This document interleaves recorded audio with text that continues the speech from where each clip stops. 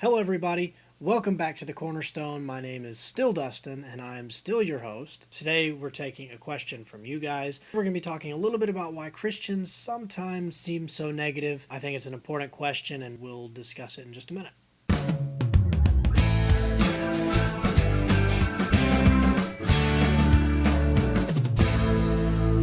As I said, welcome back. This is episode number 2.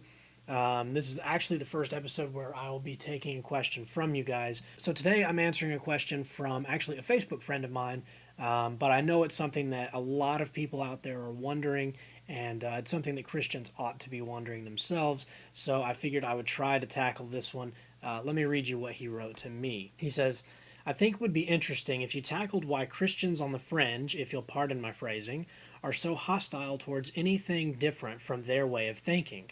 I worked for a Pentecostal television network last year, and it was one of the most negative experiences I've ever had, only because it was very rarely productive programming that educated the audience. The conversation always turned to who's going to hell and why. So I wanted to take a minute just to kind of address this question, so I broke it down into 3 sections. 3 questions that I think he's asking and I think everybody's kind of wondering. So those questions are, number 1, why are Christians so hostile towards opposing worldviews? The second question is, why do conversations turn into who's going to hell and why? And the last question is, why are Christians so negative? The answers that I'm going to be giving you today are a little speculative. It's hard to describe an entire group of people in one way when that group of people is made up of individuals. But I wanted to take a minute to kind of talk through this and say, why are these people maybe acting the way that they are? I don't know much about psychology. I did take a psychology course when I was in college. I don't really remember anything from it. We did watch a clip from The Office where Jim does an experiment with Dwight to get him to want an Altoid every time he restarts his computer. That was sort of the highlight of that class for me, and I don't really remember much of anything else. But I'm going to try my best here, okay? So bear with me. So let's start with the first one. Why are Christians so opposed to alternate worldviews? The truth is, I feel like a lot of times those people that are hostile, maybe it's because they have a shaky faith to begin with. Nobody likes to be wrong. And if you can't prove that you're right, then you get very hostile and maybe belligerent or whatever. So it could very well be that the people that this guy is having interaction with, and I've experienced this myself, I know people like this, maybe it's because their faith isn't as strong as it should be. If you don't have a strong faith, how can you adequately defend what you believe? So maybe that's the reason. Now, I don't know that to be fact, and truth is, it's probably different for everybody, but I feel like that's a pretty good starting point.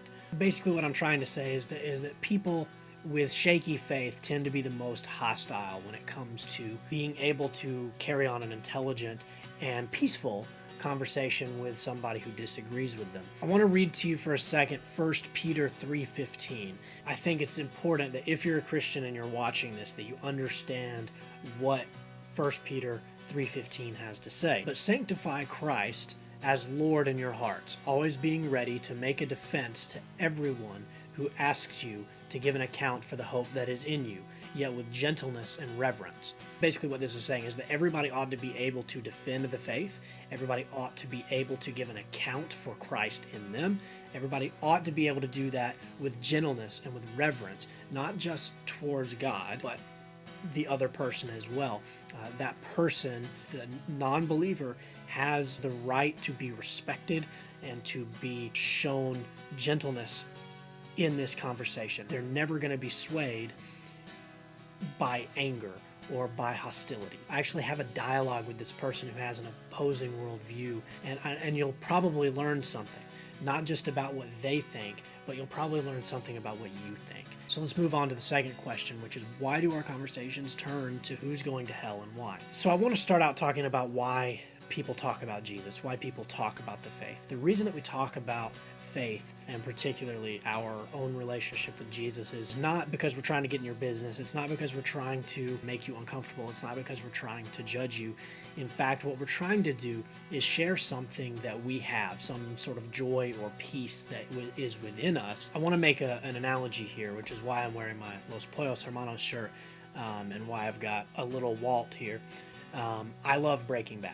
And so when I talk to my friends and when I talk to my family, I often say, have you watched Breaking Bad? And if they say no, I say, well, let me tell you why it's awesome. First of all, what I'm doing is giving an offense, like what First Peter is talking about. I'm able to have a conversation with this person and tell them why I think this is a good show. And I can go on for hours talking about the cinematography, the score, the use of color, the foreshadowing, character art, acting, the directing, those beautiful time-lapse shots, POV shots, and I can go on and on about why this show is great. You ought to be able to do the same thing about your faith.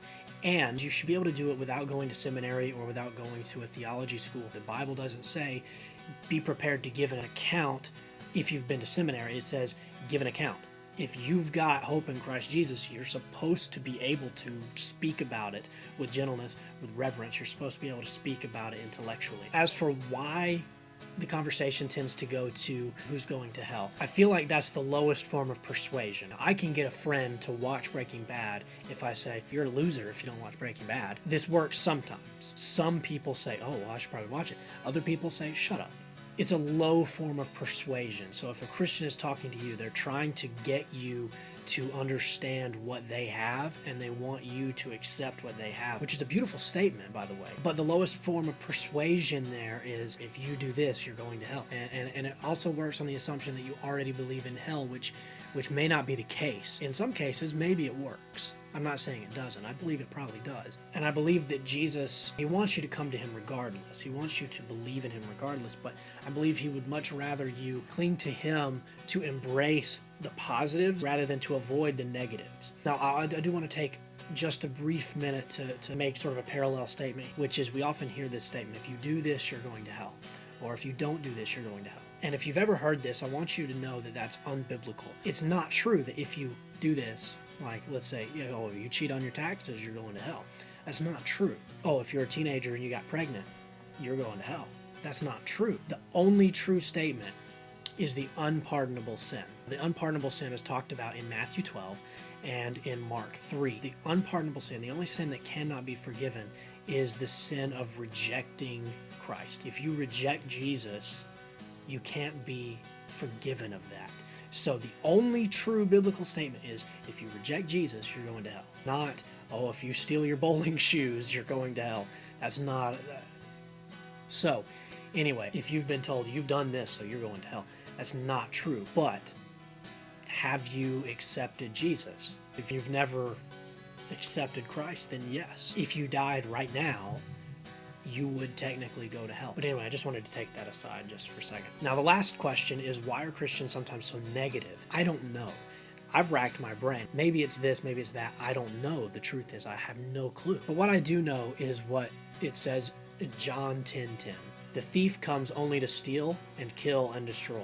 I came, this is Jesus talking, I came that they may have life and have it more abundantly. If you go back to the original Greek, the word abundantly there is translated from the word perissos. I guess I'm saying that right. I don't really know. Perissos. Basically what that word means is over and above, or more than is necessary. Jesus wants us to have this kind of overflowing optimism. He wants us to be abundant in joy and in peace. So I don't really know why we tend to be negative. I know that life is hard.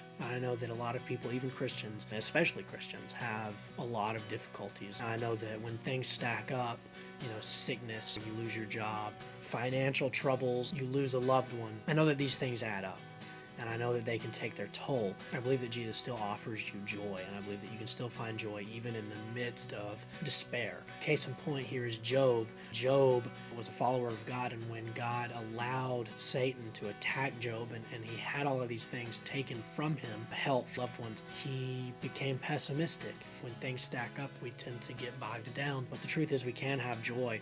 And so I don't know why we don't, especially as Christians, having the hope, having the ability to beseech the creator of all things. Lastly, I know this has sort of seemed like an indictment of Christian behavior, and I'll lump myself into this. I'm a Christian in the community too. I need to be aware of the way that I'm presenting Jesus, because the way that I do that definitely has repercussions. But I want to talk to the unbeliever and say, listen, if you've ever had a negative experience, please be aware that people are individuals, and that one individual is not necessarily indicative of the whole. Being a Christian is certainly something that we work towards, but it's also something that goes deeper. It's something that changes within us.